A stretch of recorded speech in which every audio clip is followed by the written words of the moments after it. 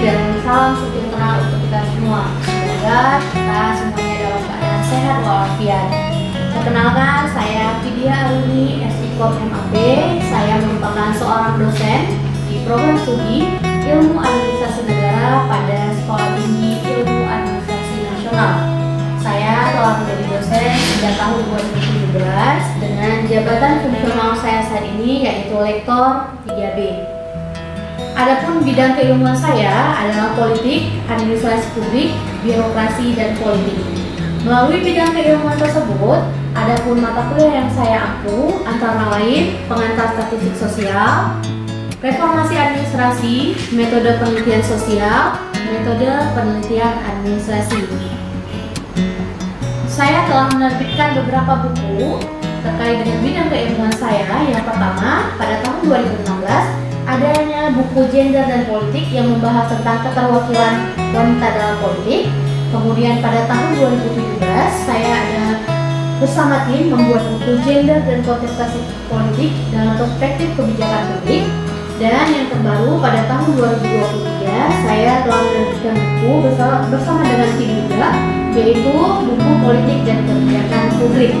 Dalam video ini saya akan memaparkan pengajaran dari salah satu mata kuliah yang saya ampu, yaitu mata kuliah pengantar statistik sosial dengan metode DIA ataupun Delivery, Interaction, dan Assessment. Pengajaran ini saya mulai dengan terlebih dahulu menjelaskan mata kuliah pengantar statistik sosial terkait deskripsi dan informasi umumnya. Mata kuliah pengantar statistik sosial merupakan salah satu mata kuliah wajib dengan kode mata kuliah MKB 732 yang diajarkan pada semester 2 kepada mahasiswa program studi Ilmu Administrasi Negara Sekolah Tinggi Ilmu Administrasi Nasional.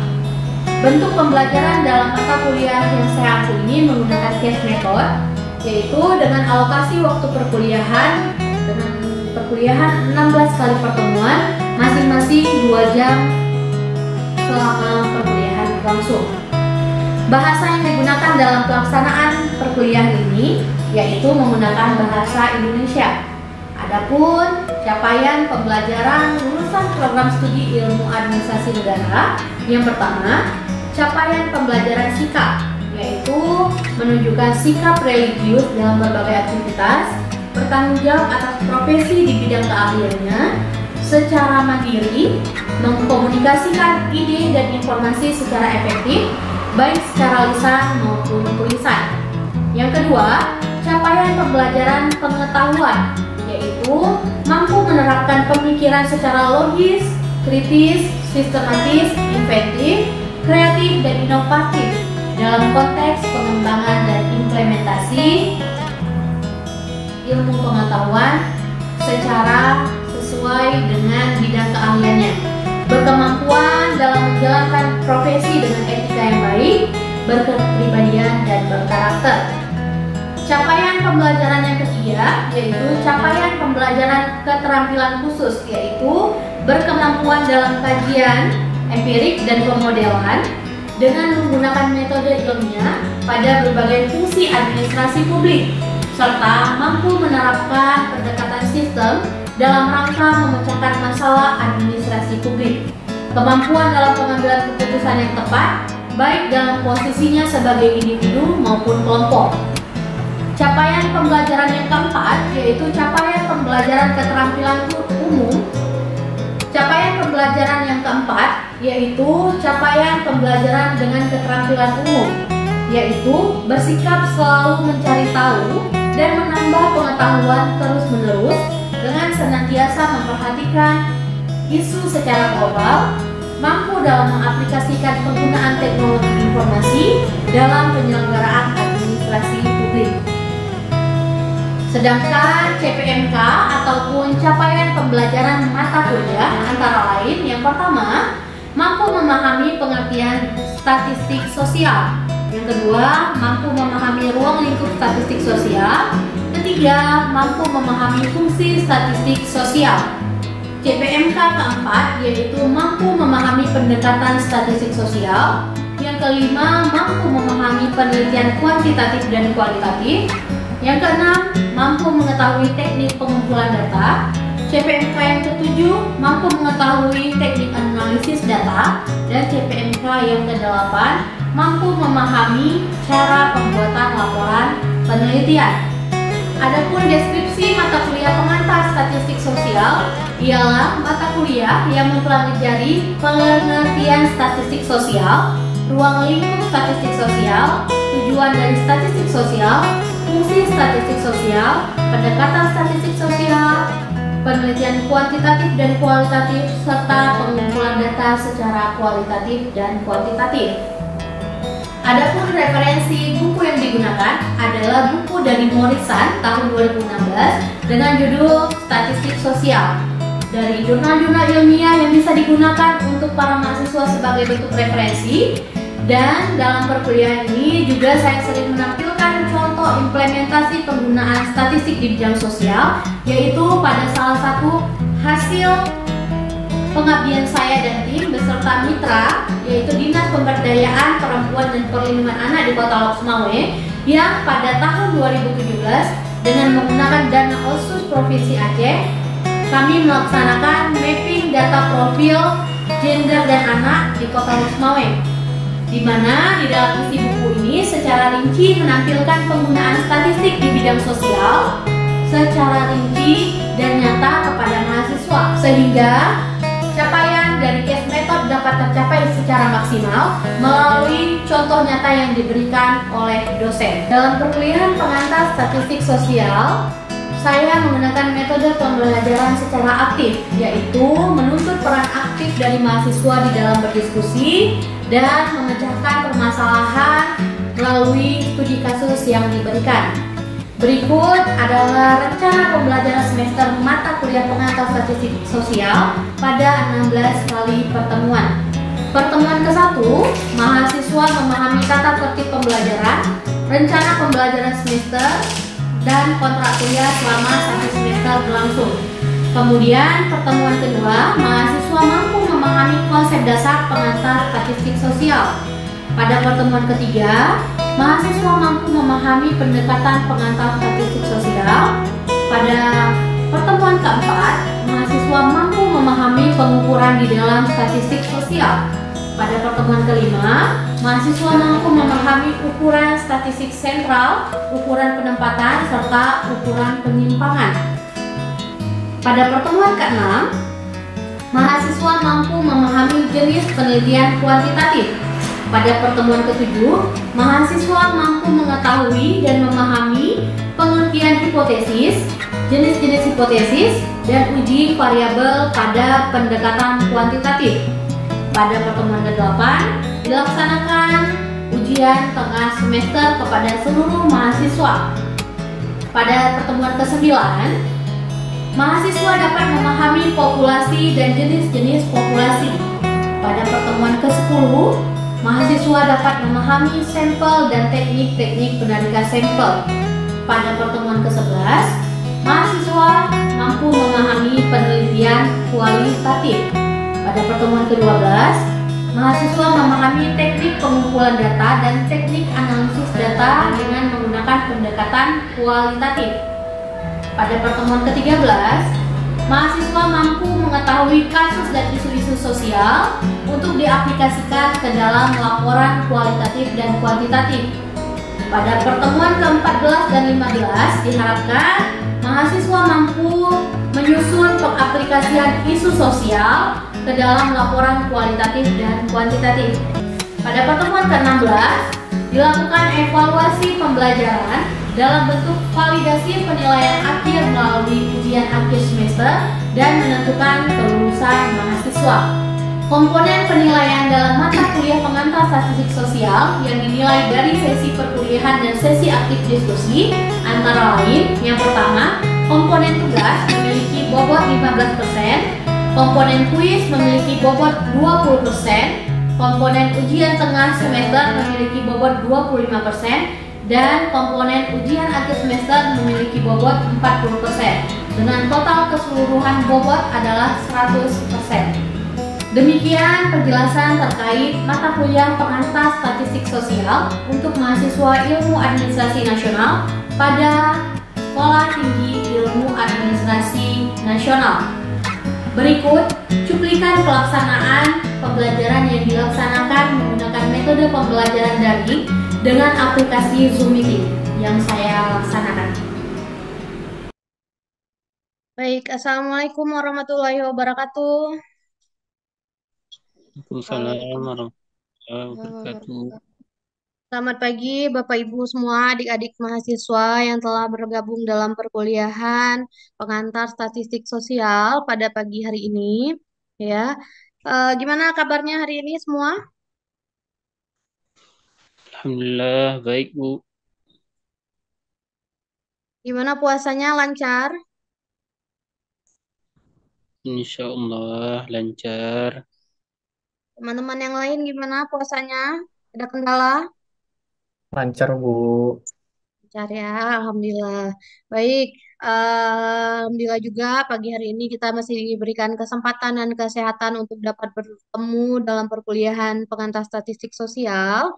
Ya, sebelum kita memulai perkuliahan, ada baiknya kita berdoa dulu sesuai dengan kepercayaan Bapak Ibu masing-masing, dan sesuai dengan agamanya masing-masing. Baik, berdoa dimulai.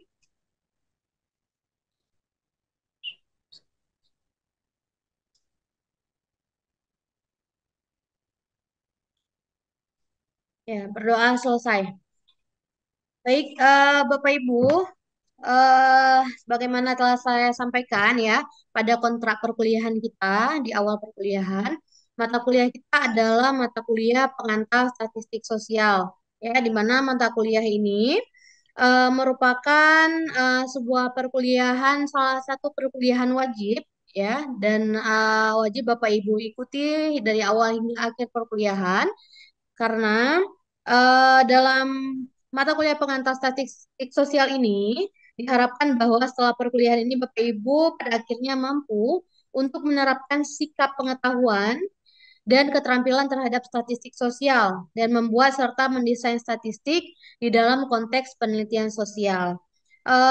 Dari beberapa pertemuan kita sebelumnya, ada yang bisa jelaskan apa itu pengantar statistik sosial, Bapak Ibu, ataupun apa itu sebenarnya statistik?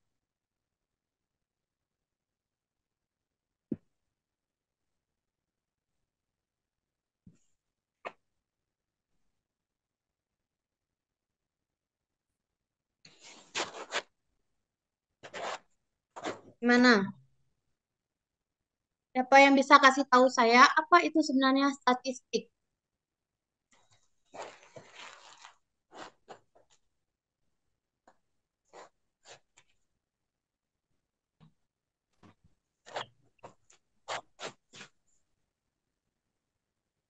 Izin, Bu. Ya, silakan. Siapa? Syahreza ya? Iya, Bu, Reza. Oke, Mungkin silakan. pengetahuan dan pengingat saya, jika itu statistik itu merupakan hasil data, Bu, yang disajikan atau diolah dalam bentuk grafik, tabel, atau lain-lainnya, yang bertujuan untuk sebagai dasar membuat keputusan atau mengambil kesimpulan. Terima kasih, Bu. Baik, terima kasih masukannya Syahreza. Baik, kita lihat ya, apa itu sebenarnya pengantar statistik sosial. Tapi sebelum itu, perlu untuk kita ketahui bersama bahwa dalam capaian pembelajar pengantar statistik sosial ini, perlu diketahui bahwa learning outcome-nya ataupun capaian pembelajarannya adalah diharapkan mahasiswa pada akhirnya mampu menjelaskan konsep-konsep dasar dari statistik. Nah, kita lihat di sini pengertian dari statistik itu sendiri ya. Statistik diartikan sebagai prosedur, cara-cara maupun aturan-aturan yang berkaitan dengan pengumpulan, penyajian pengolahan, analisis, serta penafsiran dan penarikan kesimpulan terhadap data yang berbentuk angka atau data yang diangkakan dengan menggunakan asumsi-asumsi tertentu. Ya, baik. Jadi kode dari statistik itu sendiri adalah kita sebagai seorang peneliti akan melakukan pengumpulan data. Kemudian data yang kita kumpulkan itu akan kita sajikan melalui pengolahan terlebih dahulu. Kemudian kita akan menganalisis data tersebut seperti yang saya sampaikan di pertemuan-pertemuan sebelumnya bahwa misalkan angka kemiskinan di Aceh itu 4,5% kita katakan.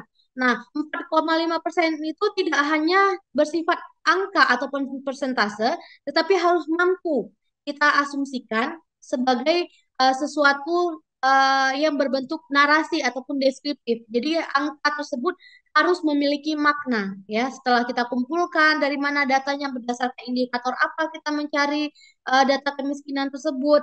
Kemudian kita sajikan melalui pengolahan data yang baik itu menggunakan pengolahan data menggunakan pendekatan kualitatif atau kuantitatif. Nah, itu kita sajikan datanya yang berupa data yang telah memiliki makna. Nah, di sini dikatakan bahwa pada awalnya statistik lebih banyak muncul berupa angka-angka dari suatu gejala atau fenomena dalam kehidupan bermasyarakat, seperti jumlah penduduk, jumlah kecelakaan, jumlah siswa, maupun perbandingan jumlah penduduk kaya dalam suatu wilayah.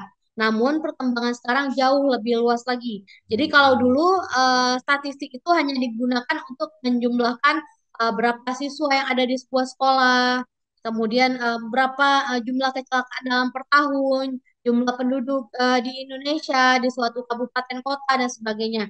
Tapi hari ini statistik itu sudah lebih luas lagi jangkauannya digunakan. Contohnya misalkan untuk melaksanakan quick count pemilu. Nah, itu kan menggunakan data-data dari statistik juga ya. Itu yang paling mendekati eh, hari-hari kita terakhir-terakhir inilah kita katakan ya. Jadi banyak berseliweran ataupun banyak tampilan-tampilan di media sosial, di media televisi dan sebagainya terkait dengan hasil perhitungan pemilu ya. Nah, itu penggunaan statistik yang lebih luas lagi dari hanya sekedar jumlah penduduk di Indonesia, jumlah kecelakaan, jumlah siswa ataupun perbandingan-perbandingan lainnya. Nah, Bapak Ibu, jadi sarana berpikir ya harus kita ketahui juga. Jadi ada sarana berpikir ilmiah di dalam bidang filsafat ilmu itu terbagi menjadi empat ya. Di antaranya adalah salah satunya bahasa, logika, matematika, dan filsafat. Nah, jika bahasa adalah miliknya penelitian dengan pendekatan kualitatif, ya, maka statistik menjadi pisau analisis penelitian dengan pendekatan kuantitatif, ya, Bapak Ibu ya. Jadi minggu lalu kita telah membahas bagaimana data itu didapatkan. Data menggunakan jenis pendekatan kualitatif dan data dengan menggunakan jenis pendekatan kuantitatif, ya. Nah, di dalam filsafat dikatakan bahwa kalau misalkan kita menarasikan suatu hasil penelitian, itu dianggap kita menggunakan pendekatan kualitatif. Sedangkan jika kita menggunakan pendekatan berupa angka-angka, maka kita menggunakan dasar-dasar itu sebagai bentuk penggunaan pendekatan kuantitatif dalam bentuk statistik. Ya, sehingga dapat kita katakan statistik tidak terlepas dari bagian matematika.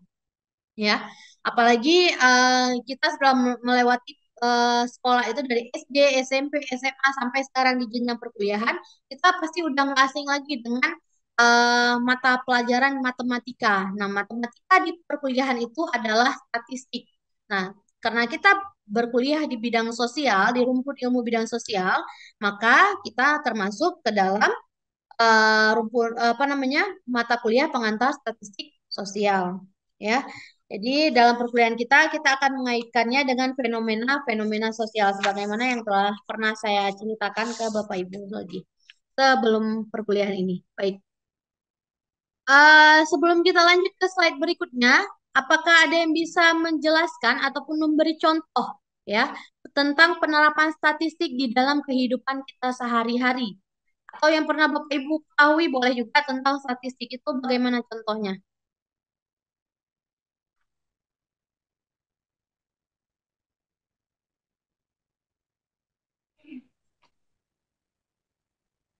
Dikit Bu. Ya, silakan Pak Taufik.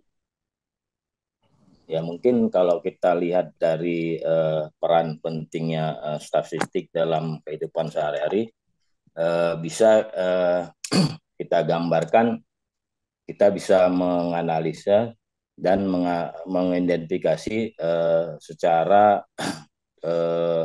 teratur untuk mendata semua segmen-segmen yang ada di dalam suatu masyarakat agar supaya data yang kita eh, teliti, data yang kita ambil bisa lebih konkret. Oke, baik. Terima kasih Pak Taufik. Ada lagi yang mau menyampaikan contoh dari statistik itu sendiri?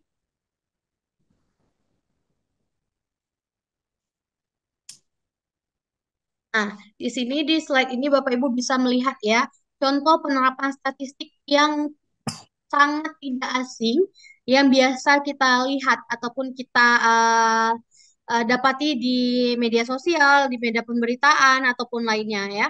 Di sini diberikan contoh, Lingkar Survei Indonesia mendapati hampir 54% responden tidak puas dengan pemerintahan Joko Widodo, sedangkan 42% menyatakan puas. Survei melalui ponsel itu dilakukan terhadap 1.200 orang di 34 provinsi pada 26 dan 27 Januari lalu ya. Jadi hal ini kan pasti Bapak Ibu nggak asing ya dalam melihat ataupun mendapati contoh-contoh seperti ini ya. Kemudian di sini juga diberi contoh pada tahun 2008 misalnya jumlah mahasiswa berusia 18 sampai 24 tahun di universitas berstatus negeri ini baru sekitar 2.200 orang per semester. Namun pada tahun 2011 jumlah mahasiswa baru usia 18 sampai 24 tahun hampir 12.500 orang. Nah, data berupa angka-angka inilah yang disebut dengan data statistik ataupun data kuantitatif ya. Ada penjabaran-penjabaran angka yang memiliki makna sehingga dapat disajikan untuk memberikan informasi kepada khalayak ataupun publik. Nah, jadi kita lanjut lagi ya Bapak Ibu ya. Kalau dari contoh saya rasa kita udah nggak asing terhadap contoh-contoh seperti ini. Nah, untuk diketahui bahwa ada beberapa jenis statistik di dalam penerapan statistik itu sendiri ya. Yang pertama, statistik deskriptif, yang kedua statistik inferensial. Nah, kita lihat satu-satu untuk jenis-jenis statistik ini apa sih pengertiannya? Nah, ya. Jadi untuk statistik deskriptif itu sendiri ya merupakan prosedur, metode atau aturan-aturan yang berkaitan dengan pengumpulan, penyajian, pengolahan, analisis, penafsiran dan penarikan kesimpulan terhadap suatu gugus data yang berbentuk angka sehingga memberikan informasi yang berguna dan komunikatif. Nah, ini eh, pengertian statistik deskriptif ini tidak beda jauh dengan pengertian dasar statistik yang di awal tadi ya. Jadi di dalamnya ada pengumpulan, penyajian, pengolahan, analisis, serta penafsiran dan penarikan kesimpulan terhadap suatu data yang telah didapatkan dalam bentuk angka-angka ya. Kemudian suatu hal perlu diingat dengan menggunakan teknik-teknik dalam kelompok statistik deskriptif, peneliti tidak dapat membuat generalisasi karena awal peneliti sudah menyadari ia hanya akan mendeskripsikan tentang masalah dan bukan untuk membuktikan suatu hipotesis. Nah, jadi dalam mencari data statistik deskriptif ini, kita hanya perlu ya untuk mengetahui permasalahan, ya, bukan untuk menguji ataupun membuktikan permasalahan itu benar atau tidak, ya. Tidak perlu menyajikannya dalam bentuk seperti kita kuliah di S2 ya. Kalau misalkan mahasiswa S1 itu dia hanya cukup membuktikan permasalahannya aja. Beda dengan kuliah di S2 yang harus memenuhi mencari gap permasalahan antara permasalahan di lapangan, fenomena di lapangan dengan teori-teori yang lainnya, ya. Jadi kalau untuk di statistik deskriptif ini khususnya untuk anak-anak ataupun Bapak Ibu yang berkuliah di S1 itu hanya cukup untuk mendeskripsikan tentang permasalahan apa yang terjadi, fenomena apa yang terjadi di lapangan, bukan untuk menjawab ataupun menguji hipotesis ataupun dugaan sementara dari sebuah kasus, ya. Nah, kita masuk dalam statistik inferensial.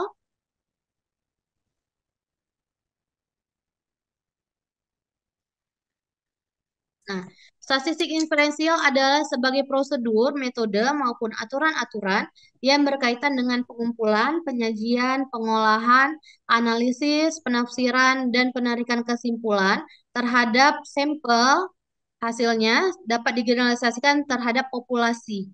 ya.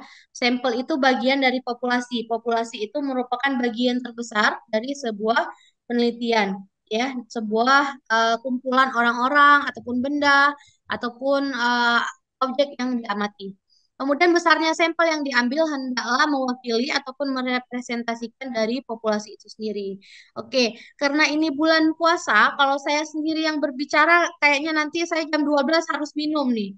Ya, apalagi eh, kuliahnya mata kuliah statistik ya. Saya minta tolong boleh siapa yang berkenan membaca poin kedua dan poin ketiga biar nggak Izin ngantuk. Bu, Boleh, silakan. Statistik inferensial. Statistik inferensial adalah sebagai prosedur, metode maupun aturan-aturan yang berkaitan dengan pengumpulan, penyajian pengolahan, analisis, penafsiran, dan penarikan kesimpulan terhadap sampel dan hasilnya. Dapat digeneralisasikan terhadap populasi. Besarnya sampel yang diambil hendaklah mewakili representatif dari populasi. Oleh karena itu, sebelumnya menggunakan statistik inferensial, asumsi dasar yang pada masing-masing rumus hendaklah terpenuhi, termasuk juga di dalamnya terwakilkan aspek yang diteliti secara konseptual, validitas, dan reliabilitas instrumen, keterwakilan populasi dalam sampel, serta besarnya jumlah sampel sesuai dengan rumus yang digunakan. Generalisasi menjadi sangat berarti karena informasi yang dikumpulkan hanya bersumber dari sebagian kecil responden namun mewakili populasi. Statistik inferensial banyak digunakan dalam kehidupan bermasyarakat. Kalau peneliti ingin menguji, membuktikan atau melihat hubungan atau pengaruh suatu atau beberapa variabel bebas, independen, variabel terhadap variabel terkait, independen variabel. Beberapa teknik yang sering digunakan adalah teknik korelasi, analisis regresi, analisis variasi, dan analisis faktorial. Baik, terima kasih Demikian. Reulina. Ya, jadi ini menjawab juga pertanyaan dari Pak Taufik ya minggu lalu ya terkait dengan variabel bebas dan variabel terikat ya independen variabel dan independen variabel. Nah, di sini nanti pertanyaan Pak Taufik yang minggu lalu itu bisa kita gunakan analisis menggunakan teknik korelasi dalam pendekatan kuantitatif ya, analisis regresi, analisis variasi dan analisis faktorial. Nah, ini biasanya digunakan dalam pendekatan kuantitatif untuk menjawab data-data dari statistik. Baik, kita lanjutkan lagi ya. Nah, fungsi statistik. Apa itu fungsi dari statistik sosial ya? Jadi di sini dikatakan bahwa dengan alat bantu statistik seseorang dapat membuat perbandingan dari data yang terkumpul. Peneliti dapat mencari nilai rata-rata dari dua kelompok sehingga dapat memberikan kekuatan dan kelemahan masing-masing kelompok. Dengan alat bantu statistik dapat meningkatkan efisiensi dalam kehidupan bermasyarakat dengan membatasi cara kerja dan cara berpikir. Dengan statistik, dimungkinkan seseorang menyusun prediksi ataupun peramalan berdasarkan data yang telah diketahui, sah dan teruji kebenarannya atau data itu dianggap valid. Ya. Kemudian dengan statistik dapat melihat ada atau tidaknya hubungan di antara beberapa variabel yang diteliti. Dengan menggunakan statistik dapat menyederhanakan data yang kompleks menjadi lebih sederhana dan mudah dipahami. Dengan alat bantu statistik, peneliti dapat mengukur kebenaran suatu gejala atau sumbangan atau besar pengaruh suatu gejala terhadap variabel yang lain. Dengan bantuan statistik dapat menentukan hubungan sebab akibat. Nah, ini fungsi dari statistik itu sendiri. Nah, saya ingin hari ini ya, masih ada waktu berapa menit lagi nih ya untuk supaya Zoom-nya ini belum off ya. Berapa orang hari ini masuk Rehulina?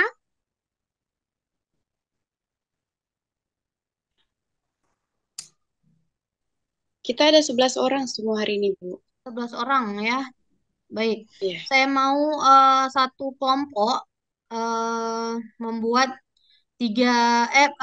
berisikan 3 orang, ya, untuk saling sharing sebenarnya, ya, apa-apa aja fungsi statistik yang lebih mudah dipahami. Kalau ini kan bahasa dari teori, ya. Saya ingin berarti ada tiga, tiga, tiga, dan dua, ya. Berarti 11 orang. Nah, itu untuk mendiskusikan, ya. Jadi di akhir perkuliahan nanti kita diskusi bersama, ya, apa sebenarnya fungsi dari statistik itu.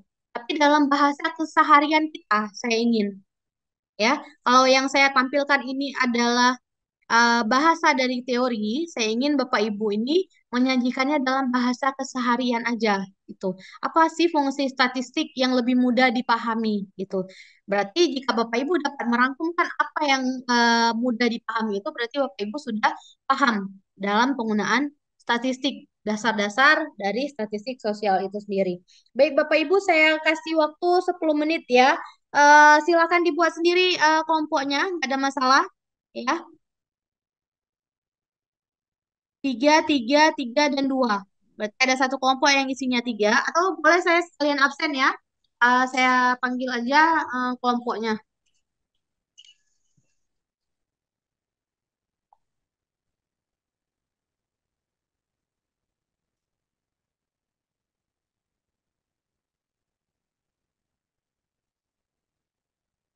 Siti Nurhaliza ada? Ada, Bu. Ada. Rehulina ada? Saya, Bu. Taufik Hidayat? Bu, Ada. Berarti ya Siti Nurhaliza, Rehulina, dan Taufik Hidayat satu kelompok. Rizkita ada? Izin, Bu. Nazwa Fazira ada? Hadir, Bu. Maulida Fahmi? Alim Muda Balia? Azira? Uci Ratnasari ada? Izin, Bu. Baik.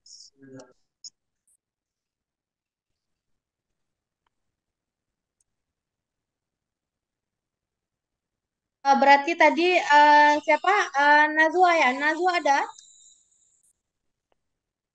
Nazwa dan Uci ya? Ucinya Uci nggak ada. Berarti tadi siapa? Azira yang ada? Azira belum masuk. Oh, belum ada. Berarti Nazwa tadi masih sendiri ya. Irfansyah ada? Hadir, Bu. Berarti Nazwa, Irfansyah, dan Muhammad Ihsan ada? Hadir, Bu. Oke, bertiga ya. Kemudian Syahreza ada? Hadir, Bu. Nurjana? Hadir, Bu. Oke, Eva Ayu Triana?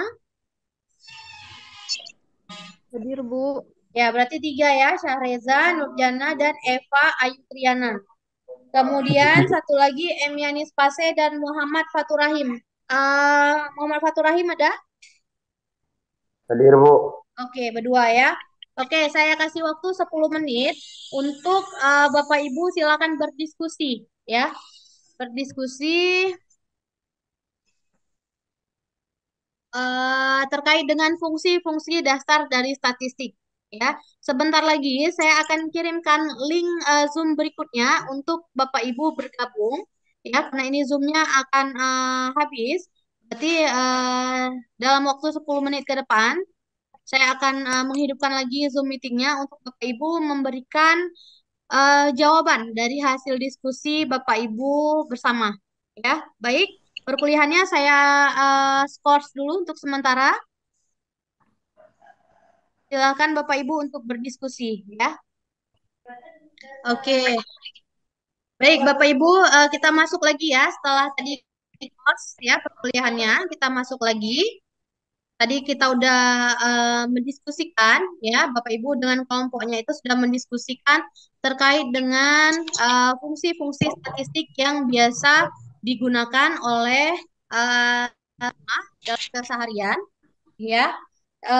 Kemudian dari hasil diketahui bahwa jenis-jenis statistik tadi sudah kita bahas ya terkait dengan statistik inferensial dan statistik inferensial ya. Nah, Kemudian fungsi statistik yang telah Bapak Ibu diskusikan boleh di-sharing satu, apa biasa fungsi statistik yang biasa mudah dipahami? Satu aja dari salah satu kelompok boleh.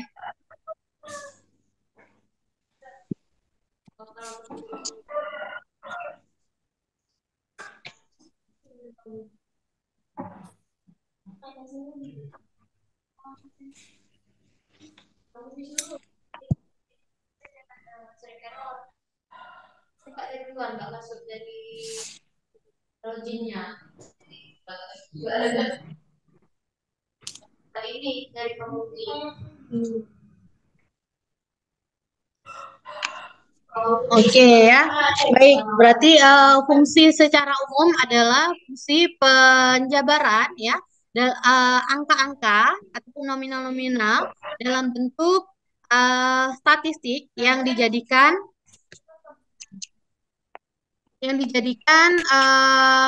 tampilan ataupun sajian dalam sebuah data statistik menggunakan pendekatan-pendekatan yang bisa kita gunakan ya. Jadi Bapak Ibu untuk skala pengukuran dalam statistik sosial ini akan kita bahas di minggu depan ya. Jadi terima kasih Bapak Ibu atas kehadirannya dalam perkuliahan hari ini. Ya, partisipasi perkuliahannya juga sangat baik dalam perkuliahan hari ini. Lebih dan kurang saya mohon maaf. Kita akhiri perkuliahan kita. Assalamualaikum warahmatullahi wabarakatuh.